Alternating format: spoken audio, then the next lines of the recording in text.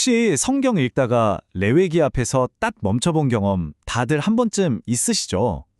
뭔가 복잡하고 어려운 규례들 때문에 그냥 휙 넘어가고 싶을 때가 많잖아요. 그런데 사실 이 레위기는요, 하나님의 거룩하심과 우리를 향한 그분의 계획이 정말 선명하게 담겨 있는 말 그대로 성경의 심장과도 같은 책입니다.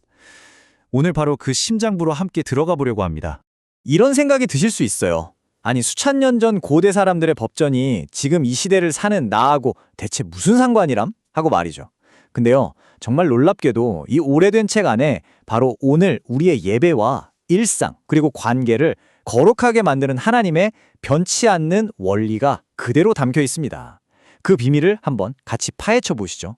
그래서 오늘은 레위기의 핵심 중에 핵심이죠. 16장에서부터 17장 그리고 18장으로 이어지는 이 여정을 통해서 하나님께서 말씀하시는 거룩한 구별이라는 게 과연 무엇인지 그 중심을 제대로 들여다보겠습니다. 자, 그럼 바로 레위기의 심장부 16장으로 들어가 보겠습니다. 이 장은요, 이스라엘 백성의 1년 중 가장 거룩하면서도 어쩌면 가장 긴장감이 넘쳤을 바로 그 단 하루에 대한 이야기입니다. 그날의 이름은 바로 대속죄일, 히브리어로는 욤키푸르라고 합니다. 이날은 뭐냐면 지난 1년 동안 이스라엘 공동체가 알게 모르게 지었던 모든 죄와 부정함을 단 한 번의 예식으로 완전히 씻어내는 그야말로 영적인 리셋 버튼을 누르는 날이었어요. 하나님의 놀라운 은혜가 선포되는 바로 그 순간이었죠. 이 엄청난 임무는 오직 대제사장 단 한 사람에게만 허락됐습니다. 근데 참 흥미로운 건 그가 평소에 입던 화려하고 권위 있는 예복이 아니라 가장 단순하고 겸손한 하얀 세마포 옷을 입었다는 거예요. 이건 하나님 앞에서는 그 어떤 인간적인 자랑도 다 내려놓아야 한다는 걸 보여주죠. 심지어 백성을 대표하기 전에 자기 자신과 자기 가족의 죄부터 먼저 속죄해야만 했습니다. 이 대속죄일 의식의 하이라이트는 바로 여기 보이는 두 마리 염소였습니다. 한 마리는 여호와를 위한 염소로 뽑혀서 피를 흘려 죄의 대가를 치르는 희생제물이 됩니다. 그리고 다른 한 마리는 아사셀을 위한 염소, 우리가 흔히 속죄양이라고 부르죠. 이 염소는 백성의 모든 죄를 짊어지고 다시는 돌아올 수 없는 저 먼 광야로 보내졌어요. 죄에 대한 대가 지불과 죄의 완전한 제거, 이 두 가지를 눈앞에서 생생하게 보여주는 정말 극적인 장면이었던 거죠. 한번 상상해 보세요. 대제사장이 살아있는 이 염소의 머리에 두 손을 얹고 이스라엘 전체의 죄악을 다 고백하는 그 순간을요. 백성들은 자신들의 모든 죄가 저 염소에게 옮겨져서 저 광야 너머로 영원히 사라지는 모습을 보면서 그 죄의 무게에서 벗어나는 완전한 해방감과 안도감을 느꼈을 겁니다. 하지만 여기서 정말 중요한 핵심이 있습니다. 하나님께서 원하신 건 그냥 형식적인 의식이 아니었다는 거예요. 백성들에게 스스로 괴롭게 하라고 명령하셨거든요. 이건 단순히 굶으라는 뜻을 넘어서 자신의 죄를 진심으로 슬퍼하고 애통해야 하는 그 상한 심령을 가지고 나오라는 의미였습니다. 결국 모든 제사의 중심에는 이 진정한 회개의 마음이 있어야 한다는 걸 분명히 보여주시는 거죠. 자, 이제 거룩함의 무대가 성소라는 특별한 공간에서 백성들의 매일의 삶으로 옮겨옵니다. 레위기 17장은 피라는 아주 구체적인 주제를 통해서 생명에 대한 거룩한 경계선이 무엇인지를 우리에게 가르쳐줍니다. 그 당시 주변 문화에서는요, 사람들이 그냥 들판이나 언덕 위에서 자기 마음대로 짐승을 잡아서 이방신들에게 바치는 일이 아주 흔했습니다. 하나님께서는 이걸 아주 엄격하게 금지하셨어요. 모든 희생제물은 반드시 내가 정한 곳, 바로 성막 앞으로 가져와야 한다고 명령하셨습니다.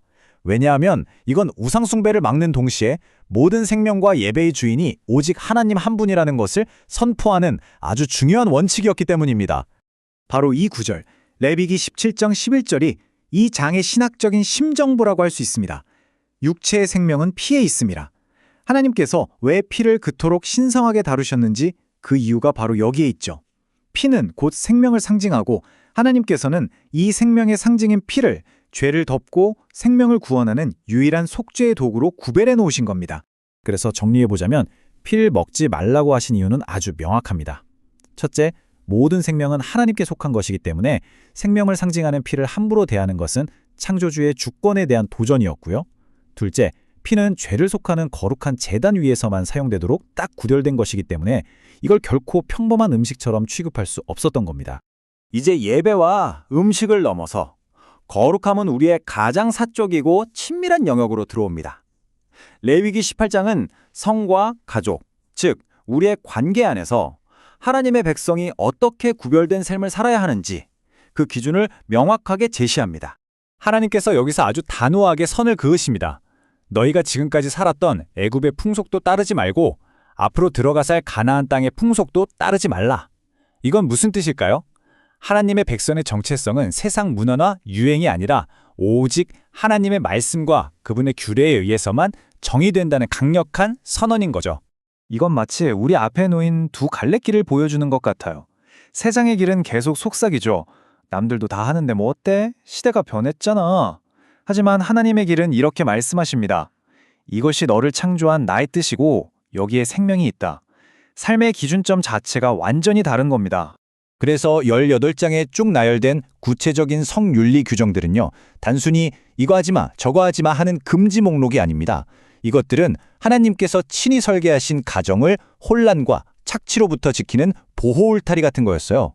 그리고 인간의 죄악이 공동체 전체와 그들이 살아가는 땅 자체를 더럽히는 것을 막기 위한 거룩한 방어선이었던 거죠. 자, 그렇다면 대속죄일, 피해 규례, 구별된 관계에 대한 이 모든 말씀들이 오늘을 사는 우리에게는 대체 어떤 의미가 있을까요? 정말 놀랍게도 우리가 살펴본 레위기의 모든 페이지는 단 한 분을 가리키고 있습니다. 바로 예수 그리스도시죠.